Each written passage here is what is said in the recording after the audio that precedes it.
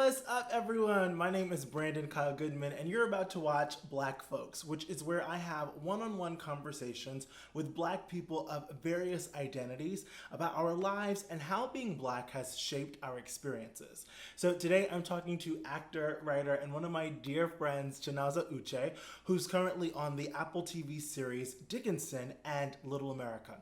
We talk about Black anger, what it means to feel beautiful, and the time Chinaza was accidentally locked in a convenience store. Now, trigger warning, we do share some really personal and traumatic stories, so please take care of yourself as you listen. You can watch our convo on my IGTV or YouTube at Brandon K. Good, on Tom Ellis's IGTV at Official Tom Ellis, or you can listen to it on the Black Folks podcast. Make sure you subscribe and rate us wherever you listen to podcasts. Remember, folks is spelled Folx. Without any further ado, here's my conversation with Chinaza Uche. Hey, Chinaza. Hey, B. How are you? I'm good, baby. How are you? I'm good. I'm good. You're good. Yes. You're saying that 15 times. I get it. It's a hard... small word, but a big word. Yes. You know what I mean? I overstand. Yes. Yeah. For everyone watching this now or listening, we are recording this a day after the presidential debate or 2 days after. So this is it's a week, but yeah, we're going to have this conversation. So I'm going to start this as always with you introducing yourself. Tell us anything you want us to know about you. And if you could start with your pronouns, that would be amazing. Cool. My pronouns are he, him.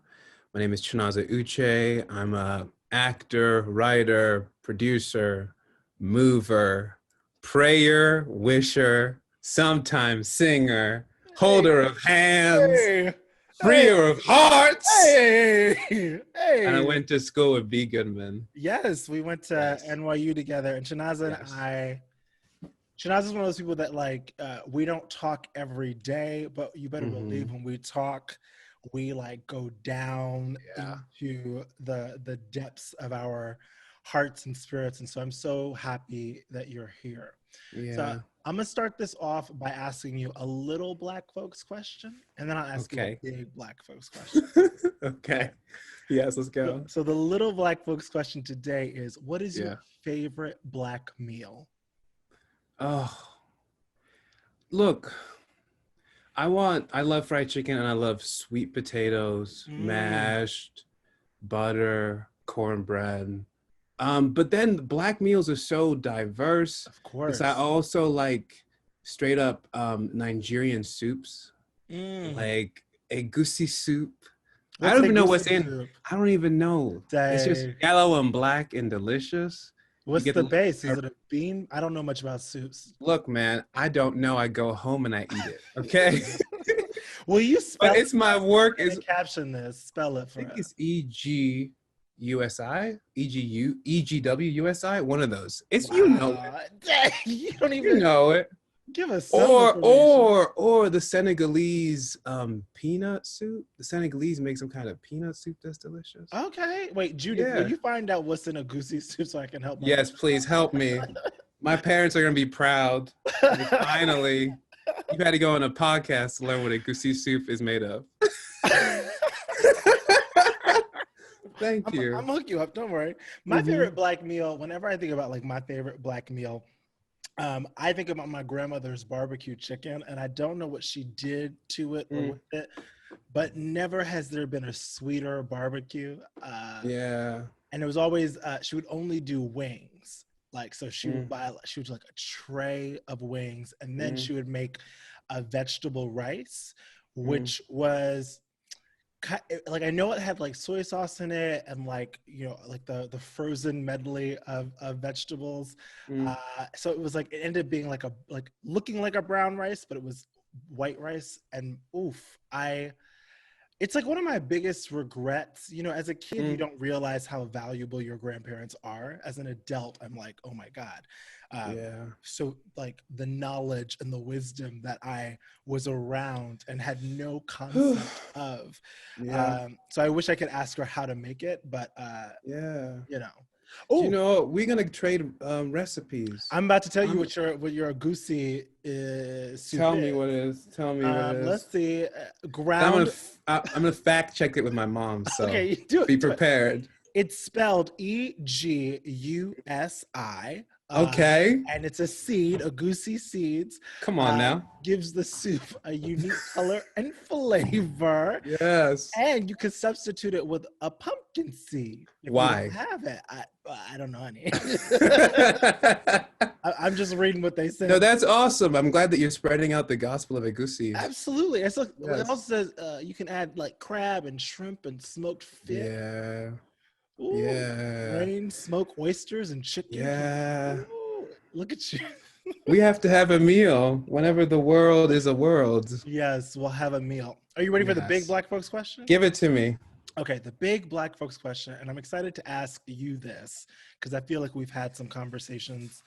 Hold on for a second. The way You got the this sunlights hit the me way now. this sunlight is hitting Oh you. man. No, tell me more. Oh my god. Ooh. Oh my, the skin, the chocolate. Ooh, Hey. it's Where good. were we? I gotta It's stay good. right I there. got distracted. The way that skin is glistening. I got distracted. Oh, yeah. look at you. Yeah, what's up? What's going on?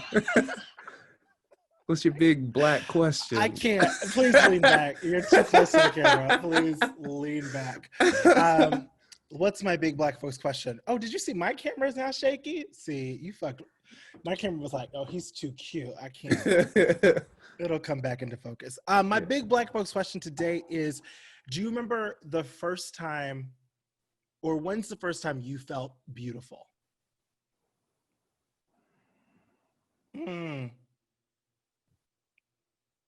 That's a big question. Now listen, how many times did I say it was a big black folks question? Yeah. Wow.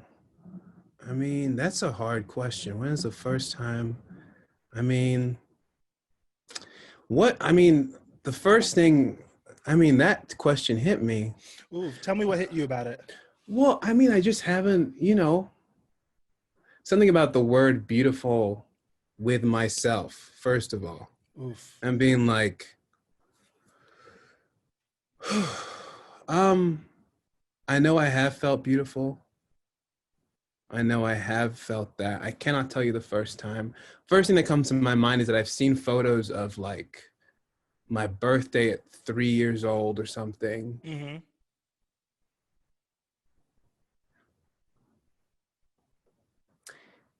And I see what my parents did for me.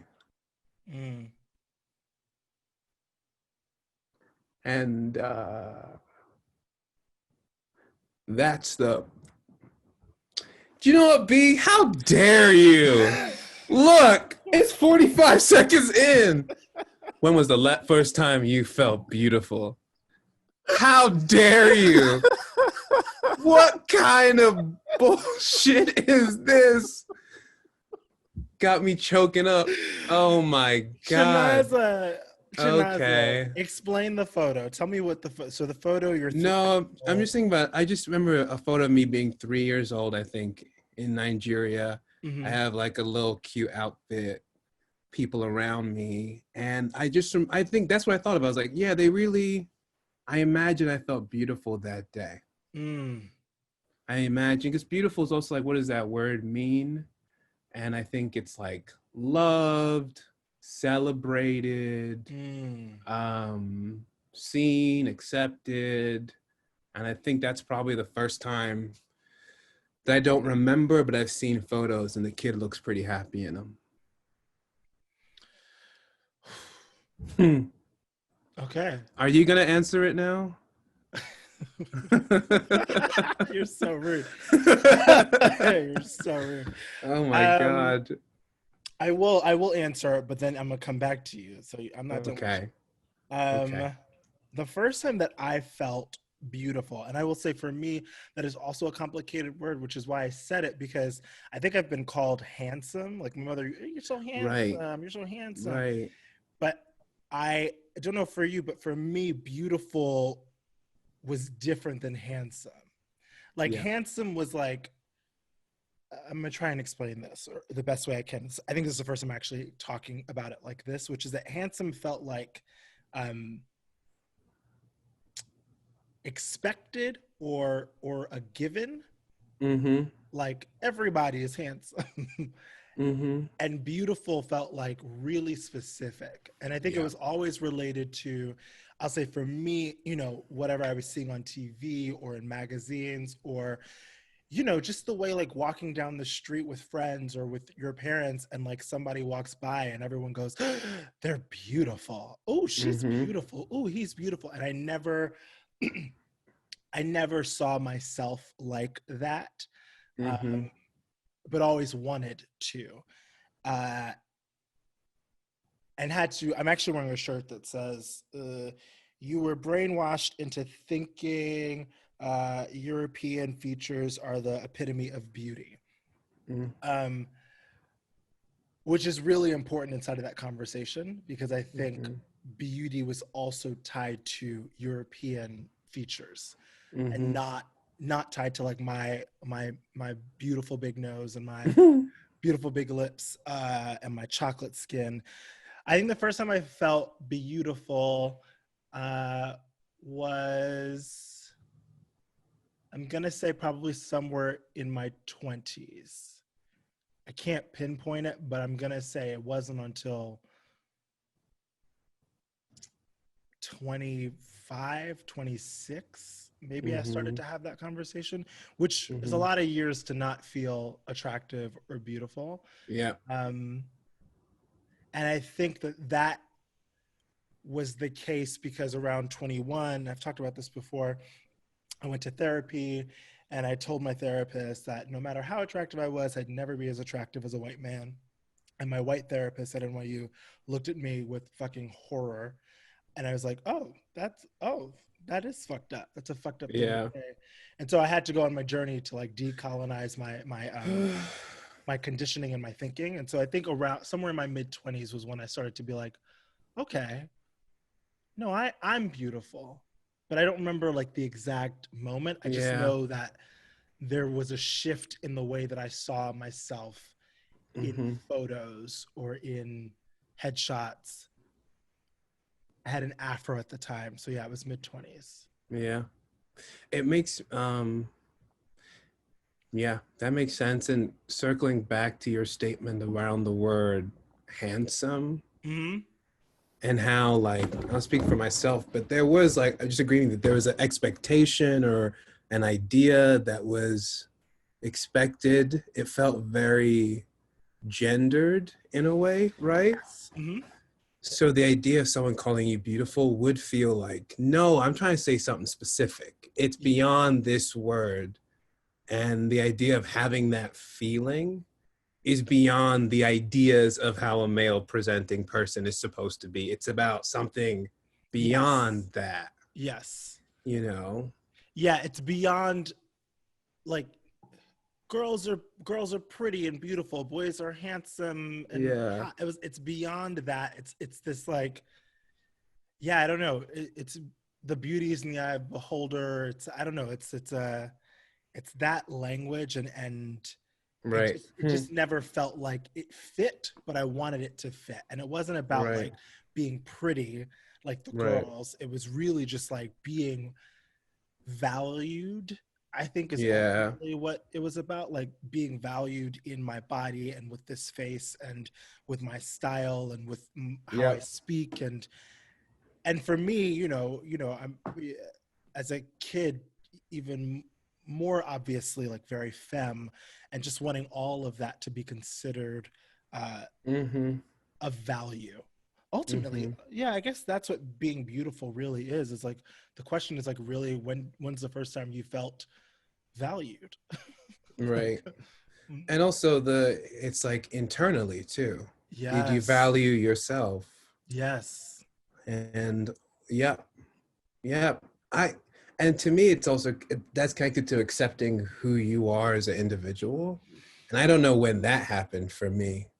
That probably was in the mid to late 20s when I started being like, the way I say things, the way I do things, the way I carry myself, that is of value.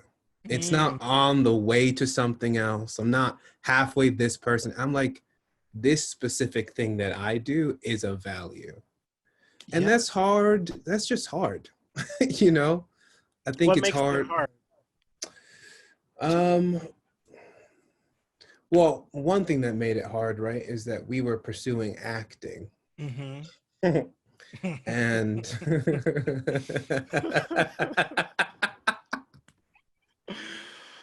I love that we could just laugh. Oh my God. It is a white world. Right. It's a white world. All your examples, all your heroes, all your whatever, they didn't always look like you, especially in school, the ones that you were presented with. Right. So yeah, so that was part of it. And then also like society has so many expectations on every single one of us. Mm. And I think being a Black male identifying person, there's like all kinds of things that you're supposed to be, you're not supposed to be, blah, blah, blah, blah, blah, blah, that being at peace with yourself is like a very complicated thing. What were some of the expectations you feel like society had on you? Huh. Well, that's a hard one, but I think just really try and parse through it. Yeah, I think, you know, like, well, specific to, okay, well, when I was in high school, for example, my parents, like, we immigrated here when I was 14, and I was, you know, shoved into this world of like there being a very specific idea, at least in the town that I grew up, of what being Black was and what What being town did you grow up in? Sorry. West Hartford, Connecticut. Okay. And being a Black man in that town. And also there were so few of us in the school. I went to a couple of proms around Connecticut. And this is not just like shit on Connecticut time, but even at that time, I would go to a prom in a real small town. There'd be one Black kid, and he'd go out and he'd be like, ba, ba, da, ba, ba, da, la, la, la, la. And he'd have a full cane and hat, and it'd be great. But I'd be like, and there'd be a bunch of white people being like, yeah, go. And I was like, God damn. Yeah. I hope he's doing this for himself. Ooh. But at that age, are you? You don't even know, because you don't even know. I feel like at that age, you don't even. I didn't know what performance was, performative Blackness was, right? Yeah. Because I think it's a human emotion to want to fit in. It's a human emotion to want to be accepted. But there is this other layer of being a Black person inside of a white space trying to do that. And what tools you use to be accepted, which oftentimes is being the life of the party, being the comic relief. I mean, all the things we see as actors, which are the roles that we play, which I imagine there's a cycle there, right? Like if all you're seeing on TV is that Black people are in service to white people and entertain them, then that's what you kind of repeat as a teenager. You repeat, oh, this is my, whether you're conscious about it or not, like this is my position. This is how I get white people to like me. I make them laugh. I come in, I shuck, I jive, I dance. And there's no consciousness of if you are a willing participant in that and what, if anything, are you compromising by doing that? Right. What box you may or may not be putting yourself in. There's just not, at that age, at least for me, there wasn't a critical thinking. There wasn't a critical awareness of what it means for me to be dancing in the middle of a sea of white people at prom. Yeah. Just to be clear, I jumped in too to, you know, keep him company. So. Oh, good for you. I'm not actually sure if I just don't leave the brother hanging, you know. I gotta, you know, bye. You know, it's crazy. It's weird. And I think for me, like, so I was born in Edinburgh, Scotland. I was there only for a year. Spent 2 years in Nigeria till I was 3. Spent 3 to 14 in London, England. Then I came to the States at 14 to Connecticut. And that was a culture shock. And one of the first things I remembered that I've thought about a lot is,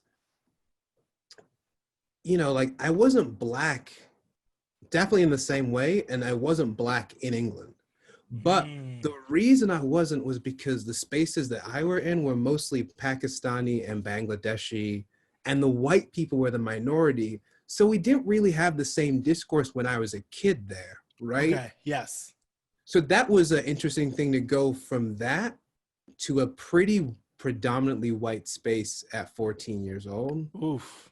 And then also the weird thing about England was that you weren't, at least in my memory, as in my childhood, you weren't talking about race the same way. But then, like, my family was in a terrorist attack where we were all fine. Yeah. They released bombs with nails in them in a market in Brixton. And my family was there, and it was done because it was a Black neighborhood. So it was weird Oof. so that colonialism, white supremacy definitely still existed. Right. Right. So Right. so this is all a lead up to say coming to the States at 14 and trying to figure out what being a Black person was all kinds of confusion, Sure. all kinds of ideas, and in a way, ideas that I didn't even know the narrative of because I had a separate narrative that was, Ooh. and the British one was still confusing and dangerous. And then come to this one, you're like, what the hell is going on here? Right. Right. Right. So, yeah. At 14, what did you? And I'm sure. I'm not gonna say I'm sure. I feel like at 14, did you have an awareness of trying to figure out what it meant to be Black at the time? I think I did because my memory is so bad. But I remember that before I went to high school, I asked my parents to buy me this jersey. Uh-huh. It was like a football jersey and it had like a rhino on it. And I think my parents just didn't have that much money at that time. Like my Right. dad was a research scientist. He's making no money. It was me and him in Connecticut for 1 year. The rest of my siblings were with my mother in England. So we were like across continents trying Right. to take care of all these children. So this is a long way of saying I think he got me a cheap jersey. But I didn't even know the teams. But in my head, in some way, I was like, a jersey? Yeah, that's what Yes. I need. So even Yes. by then, I was like, yeah. And then I have a memory of going to school and people being like, what are you wearing? Like, what is this? So I have a sense of being like, I have an idea and also not knowing what the idea was or where it came Sure. from, and failing at that, at least in the early years. Yeah. Yeah. Yeah. And I think a lot of high school for me was jumping around between different social groups, trying to figure out, which I think is for a lot of kids, but like, where do I fit in? How do I work in this space? And I have no idea how many different things I must have done to make other people accept me. Oof. Do you remember the first time that you fit in? Do you know what? I was very lucky that like my junior year of high school, I got into an arts academy Uh-huh. and I got to go there half day. And that was the first time, like, I've said it before that I think like that place saved my life because it was more diverse. And I was like, oh, and it was it was about expression. And the professors, like, maybe they didn't have shoes on, and you're like, what the fuck is but even that, you're like, okay, Yeah. Yeah. okay, Yeah. no shoes. Yeah. And but it makes me think of like, I remember, and I had this in college too, there's also something about Black anger that is so strange because in high school, there's like one time I threw a chair and people were like, yeah. And Uh, it was confusing because in some ways I was like, in England, I was kind of a rough kid, got into a lot of fights, and I kind of felt a lot of shame about that. But then I got positive reinforcement for releasing like these things. And I was, even to this, mm. it's, Mm-hmm. yeah. And I feel Yes. like in college, yeah, go ahead. No, go ahead, No, I was please. gonna say it's that thing where I feel like in acting school where okay, okay, okay, okay, okay, okay. Black anger. That thing in acting school where they want you to do this scene, and you do the scene and they don't like it, but the moment you scream and you give them black Ugh. anger, Yeah. then they're like, yes, that's Yes. it, that's what we want. And I feel like Yeah. that is in some ways, it's the black anger is what gets us in trouble. Mm-hmm. What threatens our lives is the black anger. And then at the same time, it is also the thing that gets praised because it's the expectation.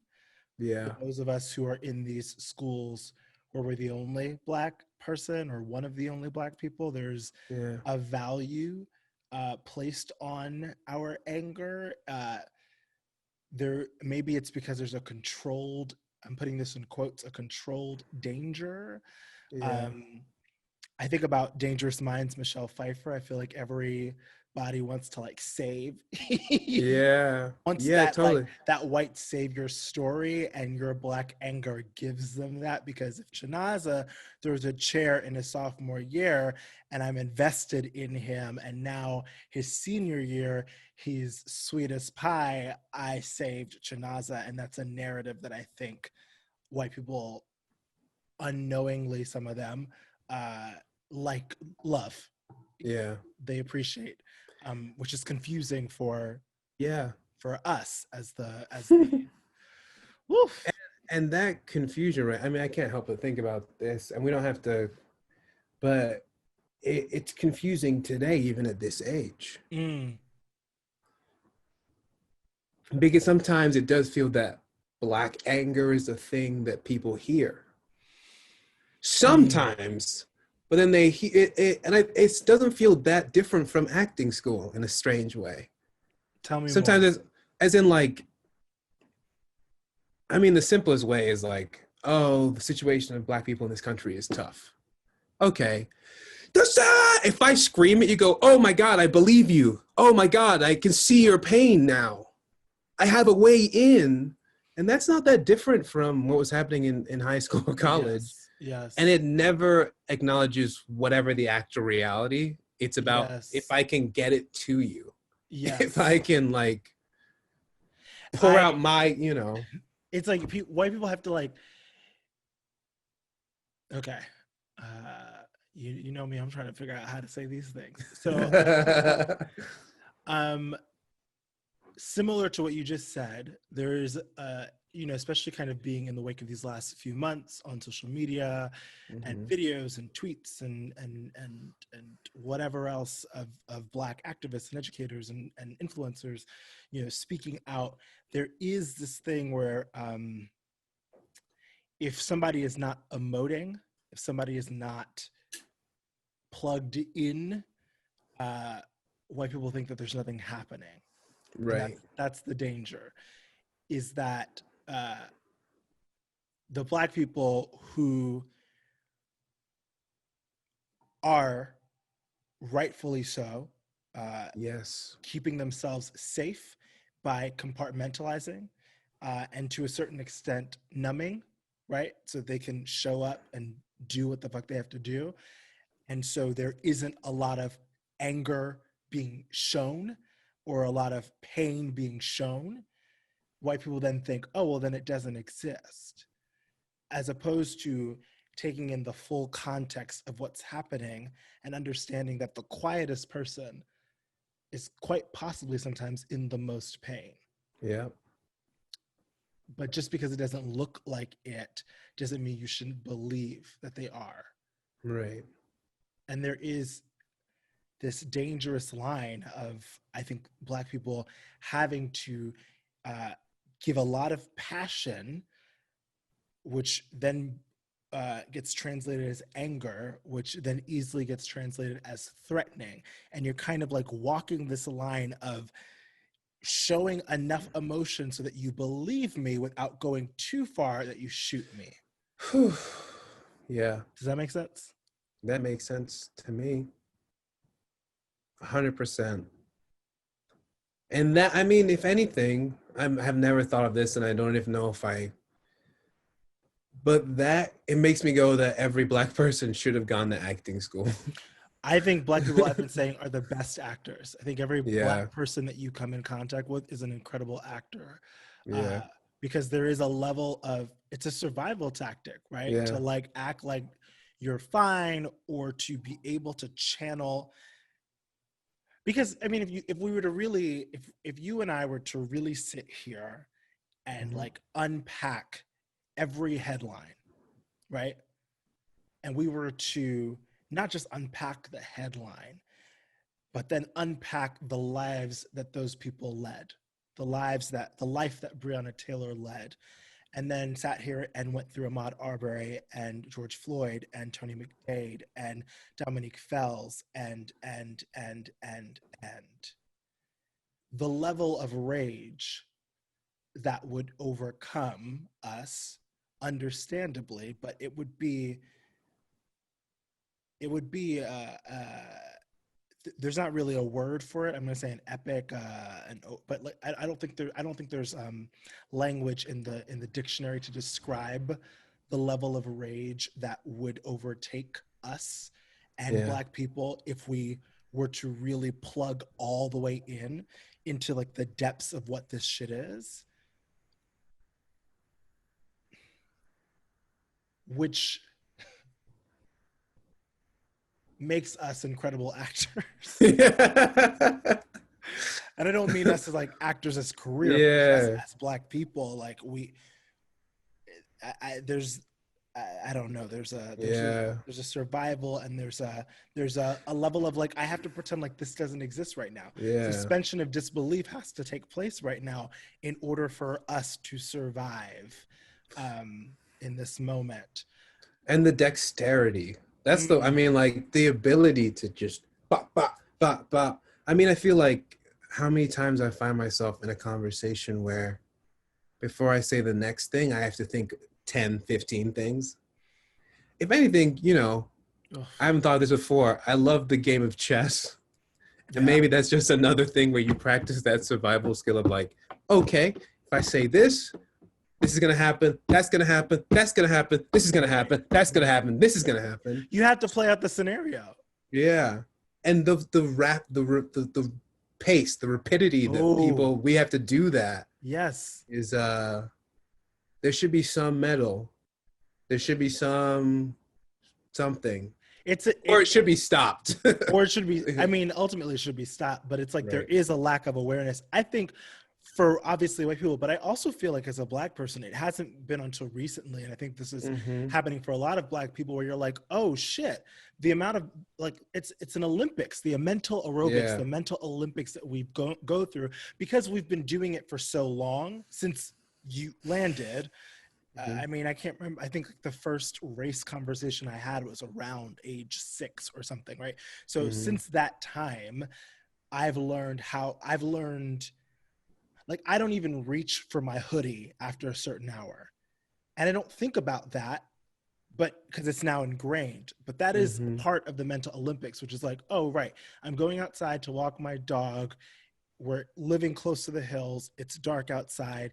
I should wear a bright color if I'm going to do Mm-hmm. that. I shouldn't, or if I'm going to wear my hoodie has to be down. Well, do you remember, and you don't have to tell this story, Oh God. but if you can, because I think that this was your mental Olympics. Do you remember when you got locked in that store? Do you mind telling that story? I can cut it if you don't.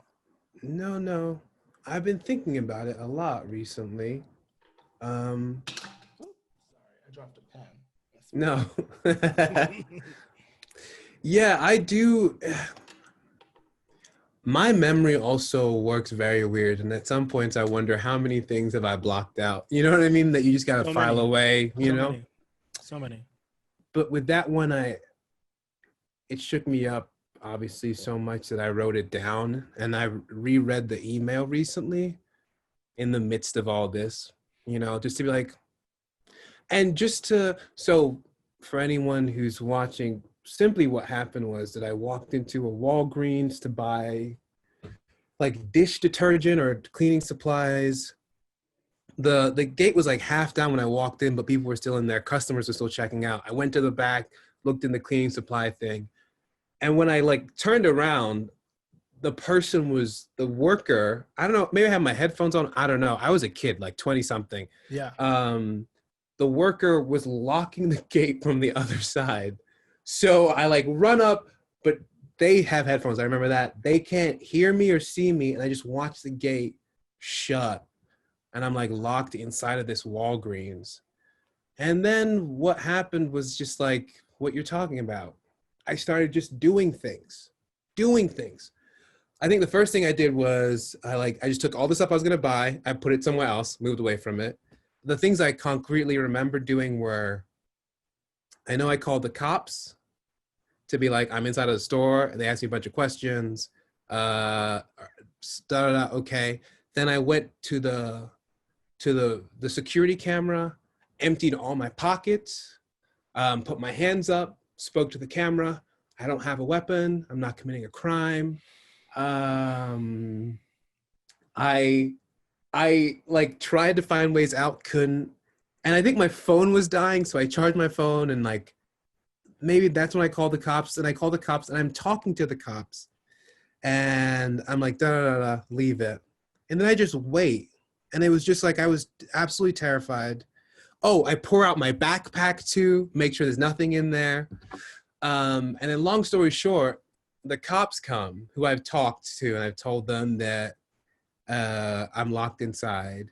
And I just think for a moment, I'm like, okay, everything's gonna be fine. I'm literally like writing on paper because my phone is dead, giving them instructions. They're like, go to the other door. It's locked. Oh, okay, da da da da da. And then they open the door, and next thing I know, I've got a gun in my face.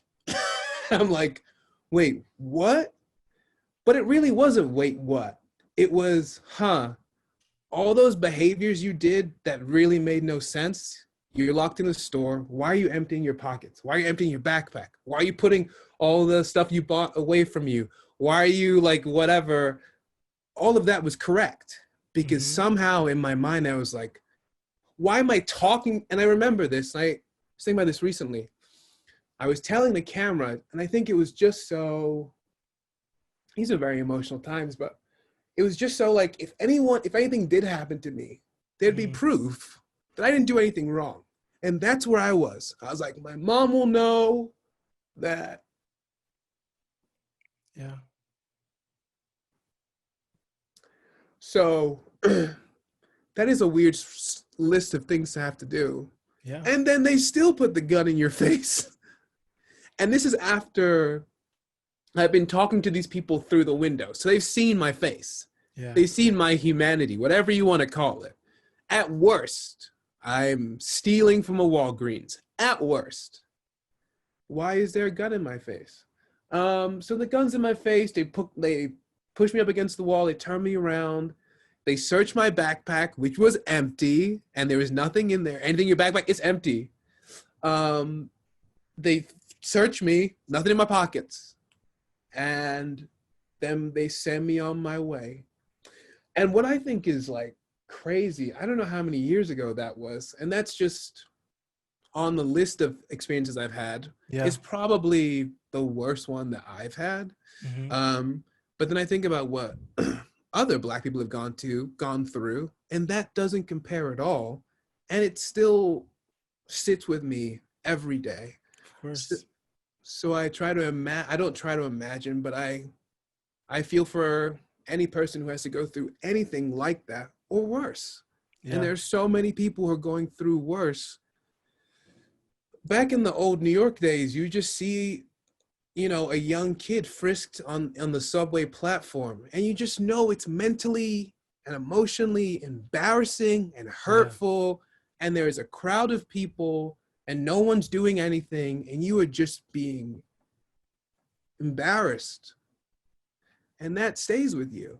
Yeah. So, yeah. Yeah. I remember, what's interesting is I remember you telling me that story however many years ago. I think it had like just happened. And this is what I mean about Black people being amazing actors, because you weren't like you didn't seem affected. I knew, obviously I knew you were affected, but you were you were telling it like a great story, because I think that that's part of the mental aerobics. Because if you were to really sit down and unpack what that experience was, and then also compare that, like, if it were a white man or a white woman, they would have, you know, broken down the doors, lifted them up in their arms, walked them out. Yeah. Like, it would have been a Would have different. been like, what took you guys so long? I've been in this store. I've been here for 5 minutes, locked in. Like, it would have been a different exchange. And I think that I also feel like that's what's been happening the last few months, of us remembering and recalling these experiences that we filed away, that you're like, oh, this shouldn't have happened. Right. This shouldn't have gone down like that. If I'm locked in a store, I shouldn't have to about if they're going to think that I was stealing. Right. I'm the victim. I got locked in a fucking store. Like, I should. And a Walgreens. That's not a good store. There's so many better stores. Like, it's a fucking drugstore. Like, you know what I mean? Like, if I'm locked in a Tiffany's, we could talk. I'm locked in a wall, you know, Walgreens, and like and how you have to process so that you can go to work or to class the next day, right? There's not like a, wow, how traumatic that experience is, and I'm going to take some time off. That's not a grace that I believe you would have been given by anybody. And that's not a grace that I believe that you would have thought you could take or you should take. Even if you're retelling, you're like, well, other people have had worse things. And it's like, yes, other people have had worse things, but like, none of it should be happening. Right. All of it takes a mental toll. I mean, for me, and I won't bore you with my stories because I've already done them, but what continues to come up is what's been very frustrating for me in the last couple months has been trying to do my job, and then a headline comes out and I can't do my job anymore because I'm past the point of being able to compartmentalize and numb. Mm-hmm. And like, that was such a tool that I relied on, right? Like, every time you saw a headline, every time you heard something, every time you saw something, you numbed out and you kept pushing. And I don't know how to do that anymore. So here I am, you know, writing on this TV show and doing whatever. Like, then you listen to the president, you know, say, stand back and stand by. And suddenly it's like, people want to have meetings still. People want to talk. I'm like, what is it that you want to talk to me about? Did y'all not hear what was just said on your television? Right. You know, when you hear that, you know, the murderers of Breonna Taylor are let off, you're like, or one gets charged for the shots that hit the wall, you're like, and y'all still want to have a general? Like, y'all still want to, y'all are still emailing me about some bullshit? It's really, the mental aerobics, as you say, Black people deserve medals for what we have been able to suppress in order to survive and, dare I say, thrive in some regards. And it's not right and it's not fair. And I know it's not my fault or whatever, but I am sorry that you had that experience. I don't know if that does anything, but I just want to say that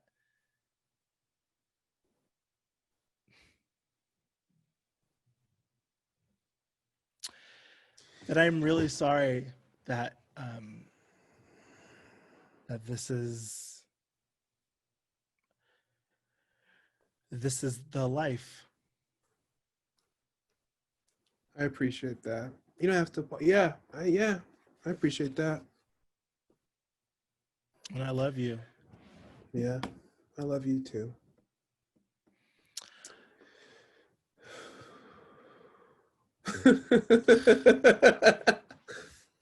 Yeah, I don't know. I know. Well, I'm gonna ask you.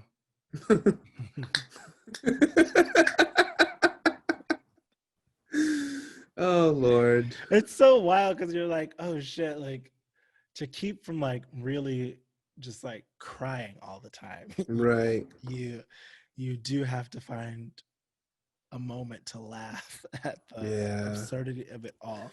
Right. I will also say, I imagine, just to go back to what the original question is, I would imagine that an experience like what you had and all the experiences that you've had would contribute to not feeling beautiful, to not feeling valued, right? Like, Hmm.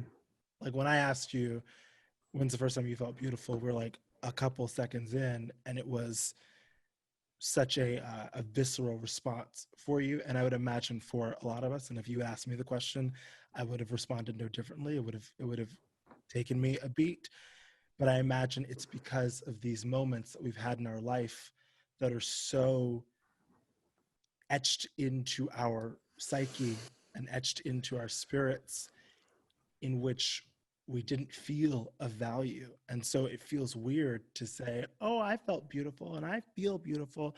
And again, it's not beauty in like a superficial, like, I'm on the cover of a magazine, gorgeous. It's like, I am internally and externally, I am of value and valued. It's Yeah. challenging to reach that when um, you get locked in a store and the response is a gun to your head. It's hard to, it takes extra work to get to that, to say, despite how Black people are being treated, despite how we are being discarded and not valued, that I'm going to value myself. That Right. feels like such a, it's a hard bridge, to build and to cross, for sure. Yeah. Yeah. There's a whole bunch of rewiring. Just a Yes, bunch of rewiring. it is nothing but reward. In a sense, it's like you almost gotta like blow the whole thing up and like start Truly. fresh. It's like, I don't know. You have to Yeah. reincarnate in a sense. I had a conversation with someone where, and I've heard phrases like this before, where they're like, yeah, everything I was taught about America, I now know is a lie. Mm, And, it was an older gentleman. And I was like, do you know what? I'm going to take you at your word. And I'm going to realize this is a very, if you are really taking that in, this is a big moment for you. mm, I don't think I don't think it should have taken all of this. mm-hmm, But if you are genuinely having that moment, I'm hopeful for you. mm, I understand it's difficult for you too, and I'm trying to parse through where I put that, yeah. because this is a, I don't know how to describe this right. I don't want to talk about too much, but it's not about a Black person. It's not about a person of color. It's an older person, and I'm like, I don't know how to process. I don't know how to process that, because in some ways none of this feels new to me. Mm, But maybe you telling me that everything you've learned about America is a lie. I don't know if I've heard that before. Maybe there's some hope in that, but I also can't take care of you in that, because I don't know what to do myself. yeah. Period, for years. Yeah. But I guess I say that because I'm realizing, hopefully, in my most hopeful moments, I'm like, oh, and I think this is what you're sharing conversations for. The rewiring is universal. Mm, I think for me as a Black person, I have to rewire, like you said, all the habits I've learned to survive, mm, and try to remember that. I mean, like, that mental health isn't just about getting through. Um, oof. Yes. Yes. Yes. Yes. Yes. Yes. so I'm trying to sit with that. Yeah, so that's all. It's everyone's Yes. rewiring, I hope so. So I'm gonna ask you the last question. Okay. And I hope it's a good one. Okay. Let's do it. No, not on you. You're gonna be great. I Yeah. hope that I deliver a good question, which Okay. is, you said you had to figure out what being a Black person was to you at like 14 when you were in high school, and so I Yeah. guess my question is, at your age now, 30s, Mm-hmm. what is being Black to you now? Or what does it mean to be a Black person to you now?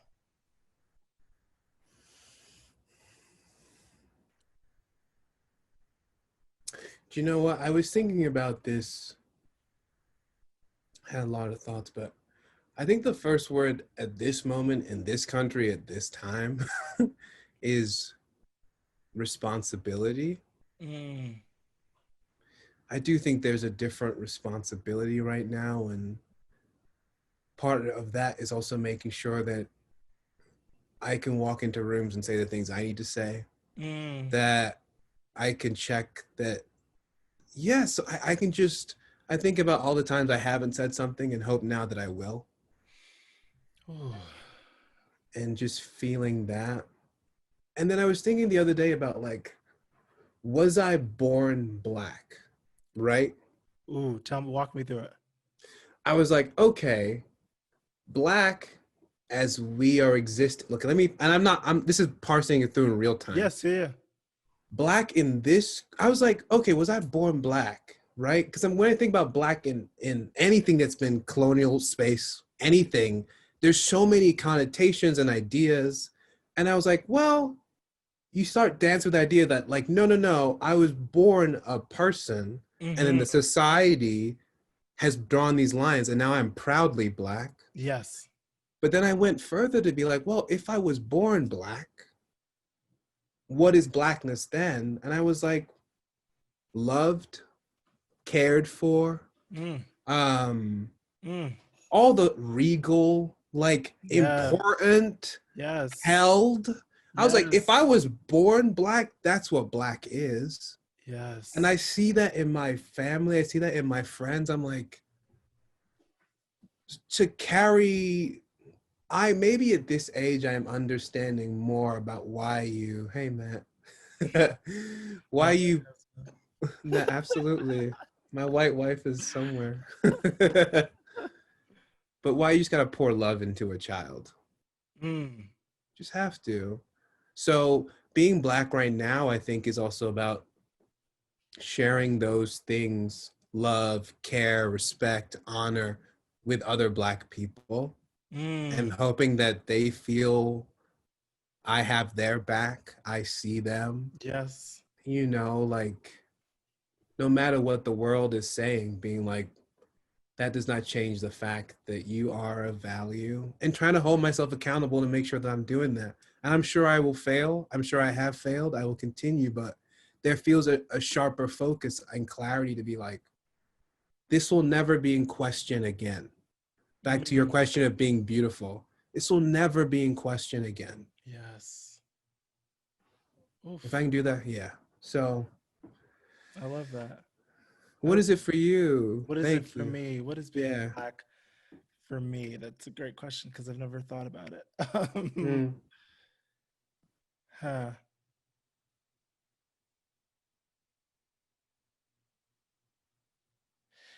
Um, what is being Black for me? I think of my grandmother. Oof. Okay. I think of my grandmother, and my grandmother, was born and raised in Trinidad and Tobago, and then immigrated here in New York and built a life for herself. But she was generous and kind and strong Mm. and powerful and resilient and flawed and motivated and open and fiercely honest. and ferociously loyal. And so I think for me that is what Blackness, that's how what being a Black person is to me, or that's what I would like it to be. Yeah. That's what I'm working towards. Yeah. Yeah. That's a powerful list. Yeah. Yeah. I love you so much. Oh, I wait, no, love tell you. me. What are you going to say? Finish your sentence. No. I was just going to say, I wish I had met her. But I guess I'm meeting her through you. Okay, Chinaza, you got it. Like, you're not gonna have me cry. No, show. Oh, now I know. I should have. Okay, you just want me to come and cry? Fuck! I would have brought out photos. I'd have got baby photos. Who do you see in this? Rude! How dare you? All the tricks. Well, yeah. I love you so much. Thank you for being part of this, and I just love you. Yeah, love you too. Thanks for having me.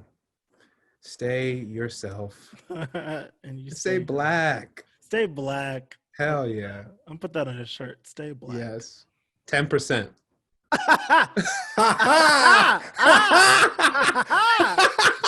Oh. No. No.